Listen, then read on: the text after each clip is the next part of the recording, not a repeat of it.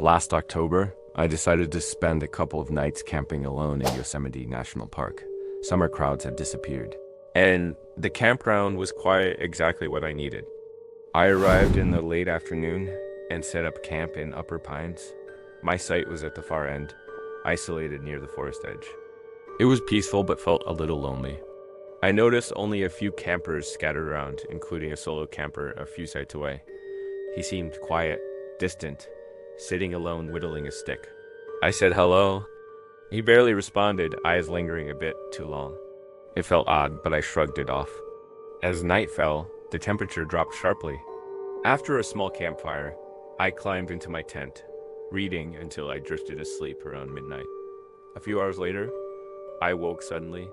The campground was dead silent except for the river and faint rustling sounds just outside my tent. At first, I thought it was just an animal. Then I heard slow, deliberate footsteps, human footsteps. I froze, heart pounding. A shadow passed briefly over my tent, a faint flashlight beam flickering once, then off again. Whoever was out there was moving carefully, quietly. Then, a metallic click echoed the latch on my bare locker opening. Panic surged through me. Why would someone open my locker? I called out firmly but nervously, "Hello? Who's there?" There was no answer. Seconds later, I heard the locker quietly shut, followed by footsteps moving away. Peeking outside cautiously, I saw nothing. I spent the rest of the night awake, nerves frayed. By morning, everything seemed normal, except my bare locker latch was clearly tampered with.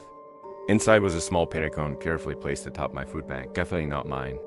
Fresh boot prints surrounded my sight, then vanished toward the road. That day, I tried calming down with a hike, but paranoia lingered. Every sound made me jump.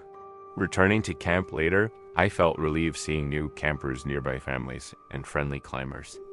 Reluctantly, I stayed another night. Just as I fell asleep, a sudden childlike laugh pierced the silence. It sounded off wrong. Immediately after, a twig snapped directly behind my tent. My heart raced. A dark shadow appeared against the tent wall, slowly circling toward the entrance. I quietly grabbed my flashlight, fear turning to adrenaline. When the shadow stopped directly outside my tent door, breathing softly, I yelled loudly, flashlight blazing. "Who's there?" "Get away." Instantly, footsteps scrambled back. I ripped open my tent flap, shining my light on a tall figure running away.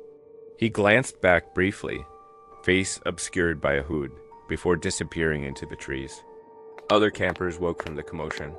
Two climbers quickly came over, and together we found clear footprints leading to the river, where the trail vanished.